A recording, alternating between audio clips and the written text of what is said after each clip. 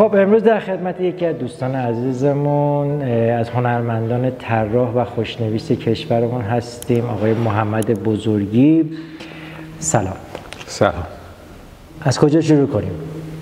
از هر جایی که میخواد. آقا اساساً بعد از این همه گالری گذاشتن و به قول معروف همه اینا، هنر چیه؟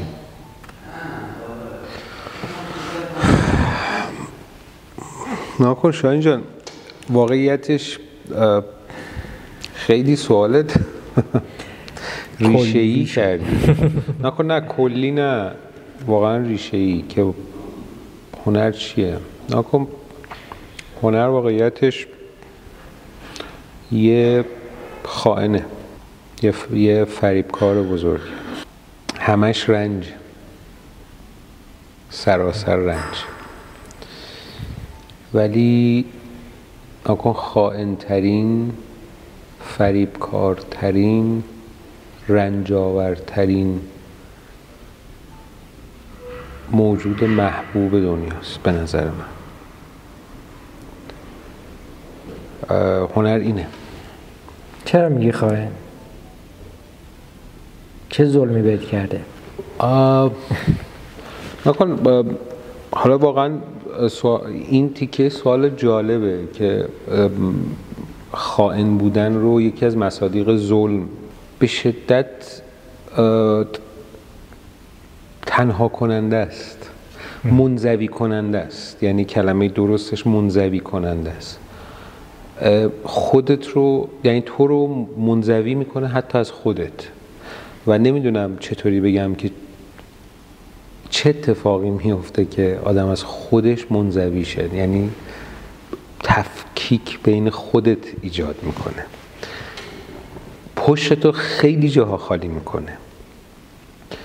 نکن خائنه، رنجاوره، ولی دستگیره، خیلی جاها دستتو میگیره.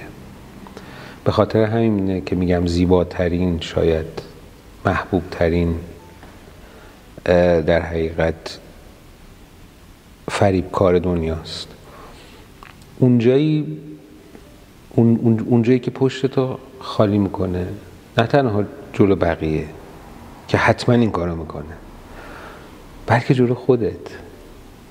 یه موقعی نگاه میکنی میبینی که، یعنی یه موقعی نگاه میکنی و فکر میکنی که همینه. بعد تو اون لحظه که باید کمکت کنه که بگه همین نیست، اتفاقا پشت خالی میکنه. بعد تو فکر میکنی نه تنها همین نیست، بلکه شاید خیلی کمتر از اون چیزیه که فکر میکردی.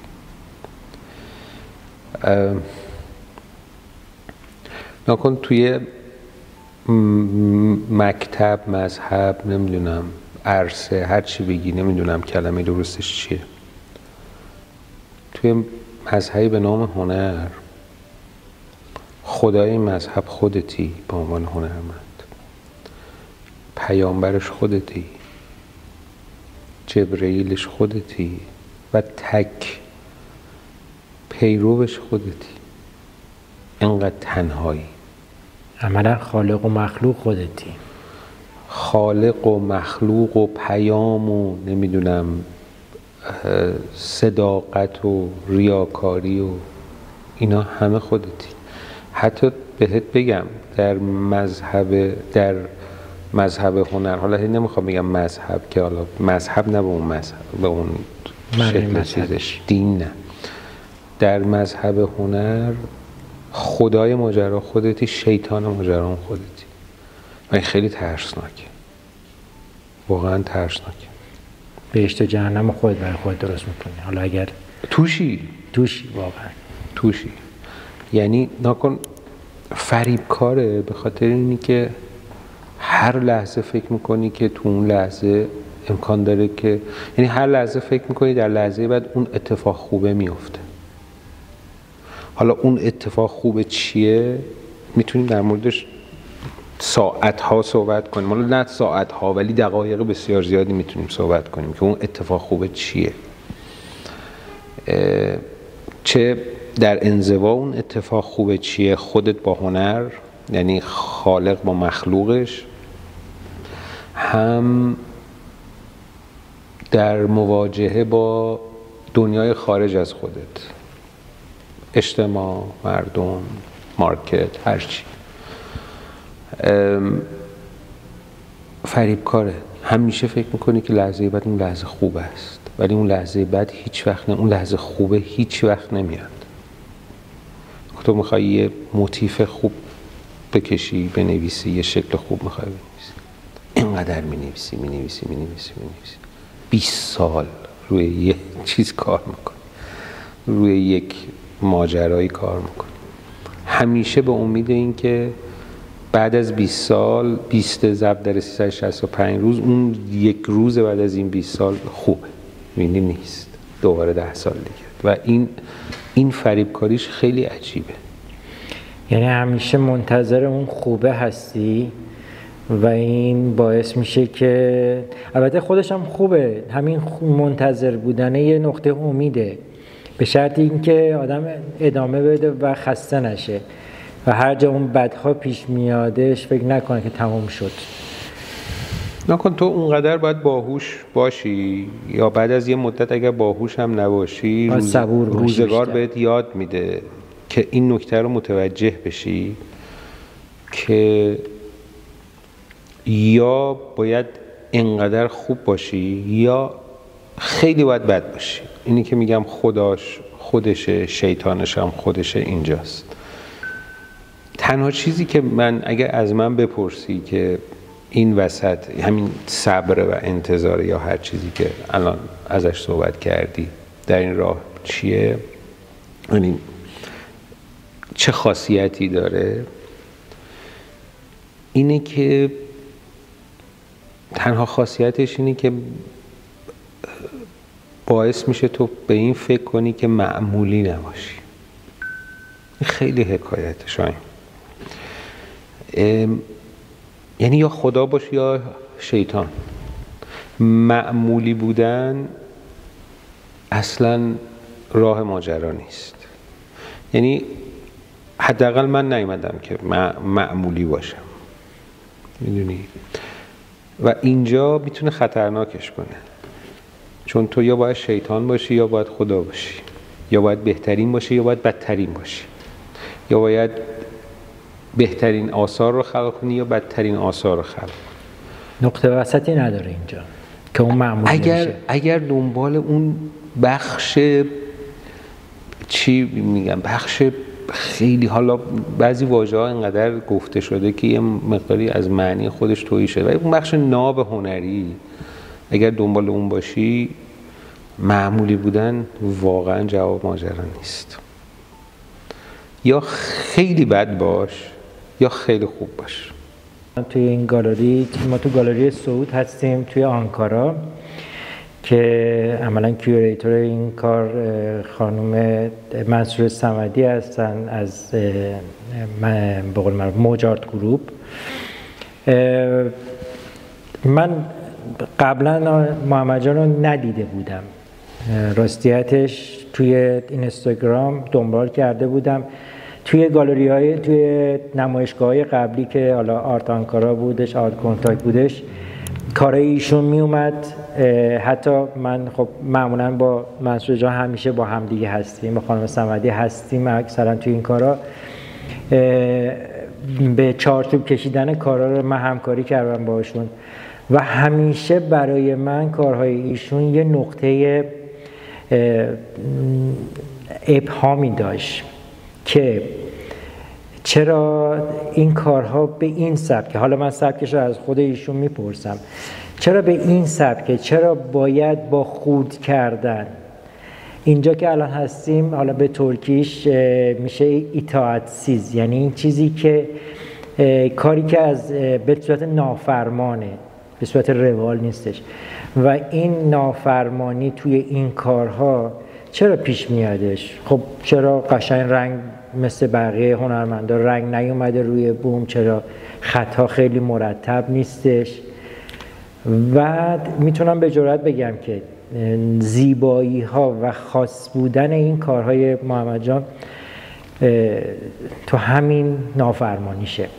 حالا خیلی جالبه، میخوام از خودش بپرسم چرا نافرمانی ها روی این کار هست؟ چرا اینقدر در عین خشونتی که به این رنگ ها و بوم و کارها دادی یه لطافت و زیبایی و نرمی تو همشون هستش؟ واقعیتش نکن شاهین جان، چرا نافرمانی؟ به خاطر اینکه از فرمان برداری خسته شدم. ما فرمان برداریم، چه در جهان معاصر چه در سابقه کلاسیکمون فرمان برداریم. اتفاقا در مورد خط این قضیه بسیار بسیار جدی‌تر هم هست، خودت میدونی، خیلی با هم در موردش صحبت کردیم. ما فرمان برداریم، ما الان فرمان بردار سوشال مدیاییم، ما الان فرمان بردار ترندهای جهانی هستیم، ما الان فرمان بردار مارکتینگ. قبل برگردی فرمان بردار مذهب، فرمان بردار اساتید، فرمان بردار قوانین کلاسیک، علاوه خصوص در خوشنویسی کلاسیکمون.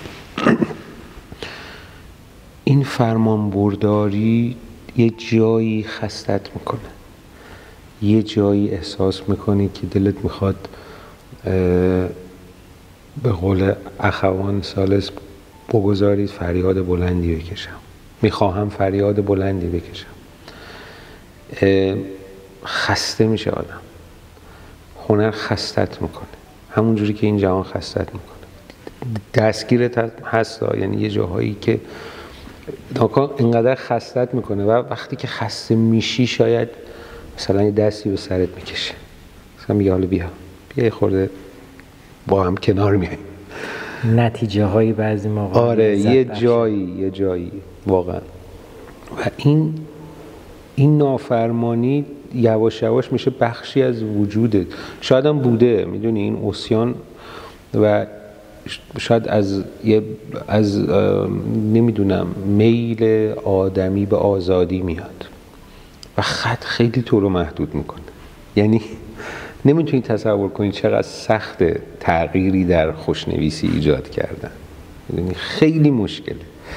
1400 ساله که حالا کمتر بیشتر از موقعی که مثلا چیزایی مثل نستعلیق و فلان و اینا در حقیقت خیلی آداب نوشتاریش درست شده، چند نقطه چجوری سایز بندیش و فلان و اینا. ببخشید. از اون موقع تو داری فرمان میبری دیگه. بنابراین احساس کردم که شاید این یک خالی کردنه، چون نکن هنر تو رو معلق نگرت میداره، یا حداقل اون چیزی که من دوست دارم، یعنی دوست که تعبیرم از هنره، این که تو رو معلق نگه میداره. بین چی؟ معلق نگه میداره شاهین بین خودت و خودت. عمده اتفاق هایی که میفته و دلخوری من از هنر سر این که بین خودت و خودت قرار میگیره و این بسیار موجود و این از هنر بسیار موجود خطرناکی میسازه. بین خودت و خودت قرار میگیره، نه بین خودت و نمیدونم بچه‌ت، نه بین خودت و مادرت، همسرت، خواهرت، پدرت یا هر چیزی. بین همه اینا قرار میگیره، یعنی تو رو از همه اینا جدا میکنه. یه جای ایمان همه ازت بهت از دست میرود. چرا میگم پیروش فقط خودتی؟ ولی یه جاهایی اینقدری موجود موزیه که میاد بین خودت و خودت قرار میگیره و چند پارت میکنه و تو باید بتونی این تیکه هاتو دونه دونه پیدا کنی و به هم بچسبونی و دوباره اون خودت رو به وجود بیاری. نمیدونم شاید 10 سال دیگه یه تفکر دیگه داشته باشم، 5 سال دیگه، ولی هر چی بیشتر فکر میکنم میبینم این موجود چیزیه که بین خودت و خودته و اونجاست که تو فکر میکنی که انگار داری از هنر هم فرمان برداری میکنی. یعنی تو به عنوان خالق داری فرمان بردار مخلوقت میشی و این خیلی تبدیل به عادت میشه، خیلی خطرناکه. میدونی خیلی خطرناکه تو به عنوان یک خالق فرمانبردار مخلوقت بشی. یعنی اینکه تو به عنوان یک خالق در ظرف مخلوقت شکل ظرف مخلوقت رو بگیری و این دیگه آخر این فرمانبرداریه، آخر این دیکتاتوریه. تو حتی مخلوق خودت بخوای تبعیت کنی. البته این که فرمودید خیلی جالب، آدم بخواد فکر بکنه توی دنیا خیلی اتفاقا میفته که خالق فرمانبردار مخلوق میشه. حالا جدا از حالا بخوایم فلسفیش بکنیم، از خدا اینا بگذریم میرسیم به حتی مادر پدرها که بچه بزرگ میشه به یه سنی میرسه، بعد دیگه بچه میشه بچه سالاری. یا حتی تو همین تکنولوژی شما یه کاری رو میخوای بکنید بهت میگه اجازه نمیده، بهت یه آلارم میده که نمیتونم این کارو بکنم یا اصلا نباید این کارو بکنیم، باید یه کار دیگه، یه روش دیگه بکنیم. این که میفهمید که واقعا هنر یه جور آدم غرق میشه، یعنی تبدیل به یک عادتی میشه. فکر میکنم البته من دوستای هنرمندایی که با هم صحبت کردیم اینو شنیدم، به یه جایی میرسی که این هنرهایی که داری خلقشون میکنی بعد یه جایی حتی یه تابلو میبینی سالها یا مدتها طول میکشه تا بخواد تمام بشه، چون هرچی بهش اضافه میکنی اون تابلوه بدونی که اینو به من اضافه کن. شاید تو ذهن خود از اول همچین چیزی به این بزرگی، به این وسعت، به این همه خط توش نبوده، یه رنگ ساده بوده با 4 تا خط ساده، ولی اینکه هرچی میکشی اون ازت یه چیزی بیشتر میخواد و این به قول شما همون فرمانبرداریه میشه. آره درست میگی. نکن بخشی از فریبکاری ماجرا هم همینه دقیقاً. میدونی یعنی این تمایل تو به در حقیقت ایدئال یا ایدئالگرایی تو یا تکامل یا پرفکت بودن یک ماجرایی باعث میشه که تو دنبال اثرت حرکت کنی، نه اثر دنبال تو. یعنی عمدتاً تو نمیتونی یک نقطه پایانی بر اثرت بذاری مگر اینکه رهاش بکنی. یعنی خود این رها کردن یک حکایتیه. یعنی اگه تو بتوانی اثرت رو رها بکنی، رها یعنی این که بگی آقا اینجا دیگه نقطه‌ایه که دیگه من باید امضا رو دیگه بزنم رو کار و تمام. و این چیزی که میگی درسته. شاید واقعا یکی از وجوهات اینی که هنر تو رو مجبور میکنه یا اثرت یا مخلوق تو رو مجبور میکنه که ازش اطاعت کنی، اتفاقا نقطه ضعف خودته. اتفاقا اون نقطه ضعفیه که تو برای همون اثر داری. ناکن یه سکانس جالبی بود اگه درست یادم باشه، توی فیلم گرین مایلز بود، دالان سبز، که تام هنگس بازی میکرد و فلان و اینا، ماجرای قتلی بود و فلان و اینا. بعد یه جایی فیلم میگه که قاتل این 2 تا خواهرها رو کشت، 2 تا بچه سال، 2 تا کودک دختر رو کشت برای عشقی که اونها به هم داشتن. یعنی ببخشید به واسطه عشقی که اونها به هم داشتن. اینا کن فعل کشتن رو با عشق میاد دقیقاً سبب ساز و آره سبب ساز همدیگه میشه. تو گرفتار اثرت میشی به خاطر عشقی که بهش داری و به خاطر اینکه دلت میخواد کاملترین اتفاقی باشه که توسط تو داره رقم میخوره و بعد نگاه میکنی میبینی برداشت شدی. و این فریبکاری یه بخشش اینجاست. فریبکاری هم یه بخشش همون جاییه که گفتم که همیشه تو رو میبره به سمت این که لحظه بعد بهترین لحظه است و شاید واقعا اون لحظه هیچ وقت نیاد. یه سوال یه خورده شاید چیز باشه، میدونم خیلی شاید سوالشون باشه، میدونم یعنی تو کارات دیدم، حالا نه جدا از این کارهای خطی که داری و تو کارهایی که با هوش مصنوعی AI الان داری انجام میدی، حس میکنی چقدر باهاش راحتی؟ یعنی اینجوری بگم که اون باعث شده کارت راحت تر بشه یا اینکه نه بیشتر به چالشت کشیده؟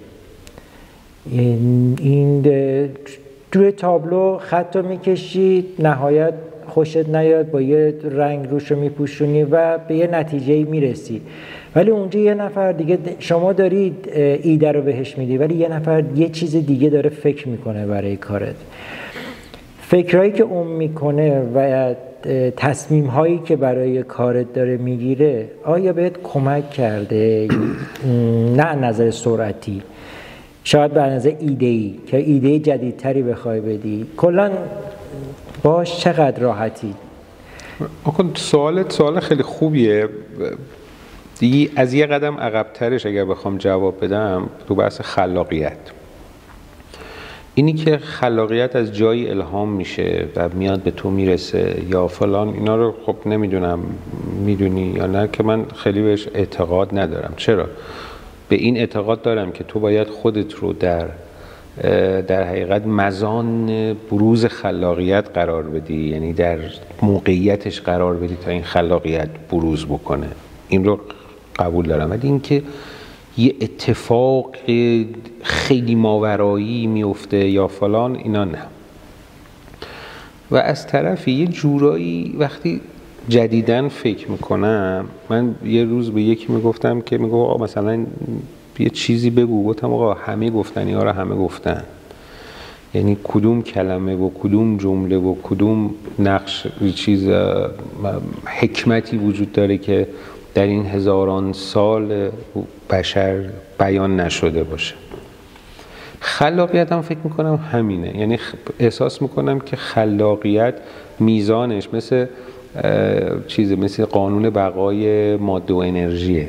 میزان خلاقیتی که برای کل جهان هستی خلق شده ثابته و این هی شکلش تغییر میکنه. چرا؟ به خاطر اینکه فیلتر وجودی تو یونیکه. تمام چیزهایی که تو از اطراف خودت میگیری، خلاقیت هایی که میبینی، نوآوری هایی که میبینی، اتفاقاتی که میبینی، هر چیزی، زجر هایی که میکشی، شادی هایی که داری، جایی که زندگی میکنی، همه اینا میاد از فیلتر وجودی تو رد میشه و شکلی منحصر به فرد از خلاقیت رو در وجودت ایجاد میکنه. و تهش وقتی نگاه کنی میبینی تو حاصل همه این زندگی که کردی، تربیتی که شدی، تجربیاتی که داشتی، خلاقیت هایی که دیدی و این فیلتراسیونی که این وسط وجود داره. از این میخوام چه کمکی بگیرم؟ از اینی که اگر هوش مصنوعی بر اساس اون چیزی که من بهش میگم و میدم، چون ناکن یه بخش از هوش مصنوعی اینه که تو پرامپت مینویسی، میگه آقا من یه هم چیزی میخوام. یه بخشش اینه که تو میگی آقا جان من یک همچین چیزی میخوام ولی بر اساس این اسکچی که من کشیدم. خب اگر چیز جدیدی به من ارائه میده من ناراحت نمیشم و این رو خلاقیت کسی غیر از خودم نمیدونم. چرا؟ بر اساس همین تعریفی که گفتم از میزان خلاقیت موجود در جهان هستی کردم. چون ما همه همینیم، یعنی مجموعه از خلاقیت هاییم که از فیلتر وجودیمون رد شده. بنابراین میخوام بهت بگم که و یه نکته جالب دیگه هم وجود داره، ناکن اصولاً تکنولوژی بعضی موقع ابزار در حقیقت کمک میکنه که تو یه دفعه یه چیز جدید به ذهنت برسه. این در مورد خیلی چیزا هست. مثلا مثال بارزش واقعاً نرم افزارهایی مثلا فتوشاپ و ایناست.